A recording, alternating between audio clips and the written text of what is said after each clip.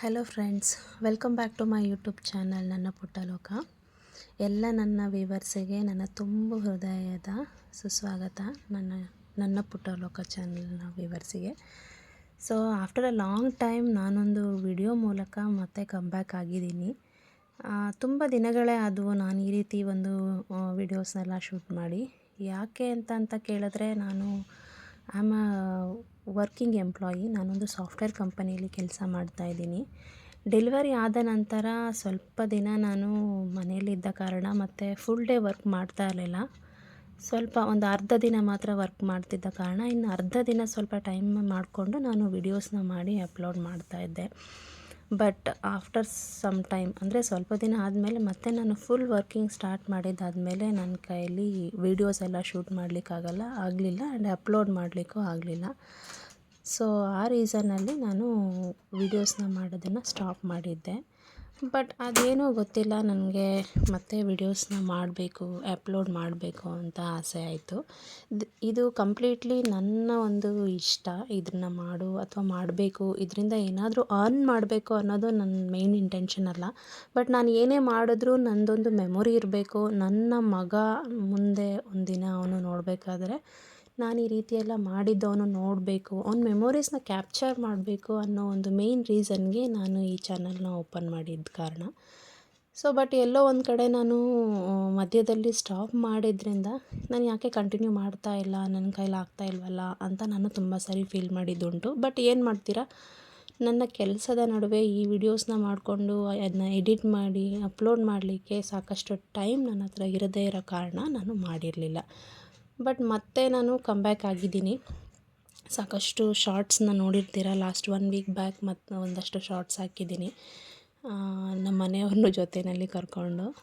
So views ಎಲ್ಲ ಚೆನ್ನಾಗಿದೆ and ಇನ್ನೂ ಜಾಸ್ತಿ ಸಪೋರ್ಟ್ ಎಕ್ಸ್ಪೆಕ್ಟ್ ಮಾಡ್ತಾಯಿದ್ದೀನಿ. ಯಾಕಂದರೆ ಪ್ರತಿ ಸಲ ವ್ಯೂಸ್ ಆ್ಯಂಡ್ ಲೈಕ್ಸ್ ಎಲ್ಲ ಬರ್ತಾಯಿದ್ರೆ ನನಗೆ ಮೋಟಿವೇಶನ್ ಆಗುತ್ತೆ ಅದು. ಸೊ ನಾನು ಇನ್ನೂ ಜಾಸ್ತಿ ವಿಡಿಯೋ ಮಾಡಲಿಕ್ಕೆ ಹೆಲ್ಪ್ ಆಗುತ್ತೆ. ಬಟ್ ಇವಾಗ ಏನಂದರೆ, ಅದು ಸ್ವಲ್ಪ ಕಡಿಮೆ ಹೋಗ್ಬಿಟ್ರೆ ಮತ್ತೆ ನಾನು ಡಿಮೋಟಿವೇಟ್ ಆಗಿಬಿಟ್ಟು ಮತ್ತೆ ಅದೇ ರೀತಿ ಮಾಡ್ತಾಯಿದ್ದೀನಿ. ಇಲ್ಲ, ಈ ರೀತಿ ಈ ಸಲ ನಾನು ಒಳ್ಳೊಳ್ಳೆ ಕಂಟೆಂಟ್ನ ಕೊಟ್ಟು ನನ್ನ ವ್ಯೂವರ್ಸ್ನ ಖುಷಿ ಪಡಿಸ್ಬೇಕು ಅಂತ ಅಂದ್ಕೊಂಡಿದ್ದೀನಿ. ಸೊ ಅದರಿಂದ ನಿಮ್ಮ ಸಪೋರ್ಟ್ ನನಗೆ ಬೇಕೇ ಬೇಕು. ಸೊ ಈ ವಿಡಿಯೋದಲ್ಲಿ ನಾನು ಮೆಂತ್ಯ ಚಿಕನ್ ಪಲಾವ್ನ ಟ್ರೈ ಮಾಡಿದ್ದೀನಿ. ಸೊ ಏನಿಲ್ಲ, ನೀವು ನೋಡಿರೋ ರೀತಿ ಒಂದು ಜಾರಲ್ಲಿ ನಾನು ತೋರಿಸಿರೋಂಥ ಎಲ್ಲ ಇಂಗ್ರೀಡಿಯೆಂಟ್ಸ್ನ ಹಾಕ್ಕೊಂಡು ರುಬ್ಬಿ ಅದನ್ನು ಸೈಡಿಗೆ ಎತ್ತಿಟ್ಕೊಂಡಿದ್ದೀನಿ. ಅದಾದಮೇಲೆ ಆ್ಯಸ್ ಯೂಶ್ವಲ್ ಪ್ರಾಸೆಸ್, ಕುಕ್ಕರ್ ಇಟ್ಟು ಎಣ್ಣೆ ಹಾಕಿ ಅದಕ್ಕೆ ಪಲಾವ್ ಐಟಮ್ಸ್ ಎಲ್ಲ ಹಾಕಿ ನಂತರ ಈರುಳ್ಳಿ, ಟೊಮೆಟೊ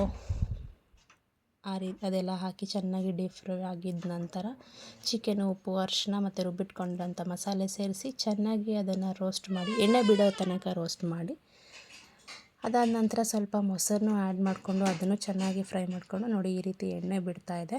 ಸೊ ಈ ಟೈಮಲ್ಲಿ ನಾವು ನೀರನ್ನು ಆ್ಯಡ್ ಮಾಡ್ಕೊಳ್ಬೇಕು. ಅಂದರೆ 2 ಲೋಟ ಅಕ್ಕಿ ತೊಗೊಂಡಿದ್ರೆ 4 ಲೋಟ ನೀರು. ಸೊ ಈ ಅಕ್ಕಿನ ನಾನು ಆಲ್ರೆಡಿ, ಅಂದರೆ ಈ ಪ್ರಾಸೆಸ್ ಸ್ಟಾರ್ಟ್ ಮಾಡಲಿಕ್ಕಿಂತ ಮುಂಚೆನೇ ನಾನು ಅಕ್ಕಿನ ನೆನೆಸಿ ಇಟ್ಟಿದ್ದೆ.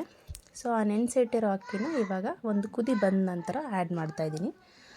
ಇದನ್ನು ಆ್ಯಡ್ ಮಾಡಿಕೊಂಡು ಚೆನ್ನಾಗಿ ತಿರುಗಿಸ್ಕೊಂಡು ಒಂದು ಸಲ ಈ ಒಂದು ಸಿಚುವೇಷನಲ್ಲಿ ನಾವು ಟೇಸ್ಟ್ನ ನೋಡ್ಕೊಳ್ಬೋದು. ಇಲ್ಲೇನಾದರೂ ಸ್ವಲ್ಪ ಉಪ್ಪು ಅಥವಾ ಖಾರ, ಹುಳಿ ಏನಾದರೂ ಆ್ಯಡ್ ಮಾಡ್ಕೊಳ್ಬೇಕು ಅಂತ ಅನಿಸಿದರೆ ನಿಮ್ಮ ರುಚಿಗೆ ತಕ್ಕಂತೆ ನೀವು ಆ್ಯಡ್ ಮಾಡ್ಕೊಳ್ಬಹುದು. ಸೊ ಮಾಮೂಲಿ ಮೆಂತ್ಯ ಚಿಕನ್ ಪಲಾವ್ ಎಲ್ಲರಿಗೂ ಗೊತ್ತೇ ಇರುತ್ತೆ. ಅದರಿಂದಾಗಿ ನಾನು ಈ ರೆಸಿಪಿನ ಜಾಸ್ತಿ ಎಲಾಬ್ರೇಟ್ ಮಾಡೋಕ್ಕೆ ಹೋಗಿಲ್ಲ. ನಾನು ಯಾಕೆ ಈ ರೀತಿ ಇಷ್ಟು ದಿನ ಮಾಡೋಕ್ಕಾಗಿಲ್ಲ ಅನ್ನೋದನ್ನು ನಾನಿಲ್ಲಿ ಸ್ಪೆಸಿಫೈ ಮಾಡಿದ್ದೀನಿ.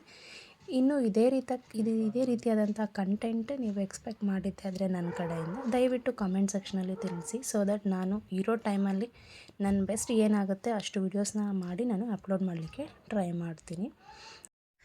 ಇವಾಗ ಬಿರಿಯಾನಿಗೆ ಎಲ್ಲ ಪರ್ಫೆಕ್ಟಾಗಿ ಆಗಿದೆ. ಸೊ ನಾನು ಕುಕ್ಕರ್ನ ಮುಚ್ಚಿ ಲೋ ಫ್ಲೇಮಲ್ಲಿ ಒಂದು ವಿಷಲ್ ತೊಗೊಳ್ತೀನಿ. ಸೊ ತೊಗೊಂಡಿದ್ದ ನಂತರ ನಾನು ಓಪನ್ ಮಾಡ್ತೀನಿ. ನೋಡಿ ಈ ರೀತಿ ಅನ್ನ ಪರ್ಫೆಕ್ಟ್ ಕನ್ಸಿಸ್ಟೆನ್ಸಿಲಾಗಿದೆ. ಒಂದು ವಿಷಲ್ ಸಾಕಾಗುತ್ತೆ, ಯಾಕಂದರೆ ಆಲ್ರೆಡಿ ಅಕ್ಕಿ ನೆನೆಸಿಟ್ಟಿರೋದ್ರಿಂದ ಒಂದು ವಿಷಲ್ ಹಾಕಿದ್ರೆ ಚೆನ್ನಾಗಿ ರೈಸ್ ಆಗುತ್ತೆ.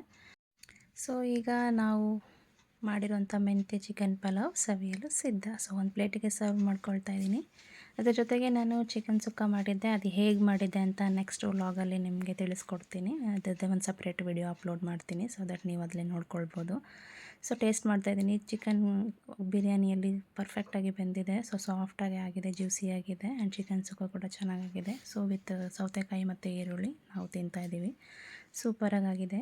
ಇನ್ನೂ ಇದೇ ರೀತಿ ಕಂಟೆಂಟ್ಸ್ ನೀವು ಎಕ್ಸ್ಪೆಕ್ಟ್ ಮಾಡುತ್ತಾ ಆದರೆ ನನ್ನ ಪೇಜನ್ನು ಲೈಕ್ ಮಾಡಿ, ಶೇರ್ ಮಾಡಿ, ದಯವಿಟ್ಟು ಕಾಮೆಂಟ್ ಮಾಡಿ. Thank you so much.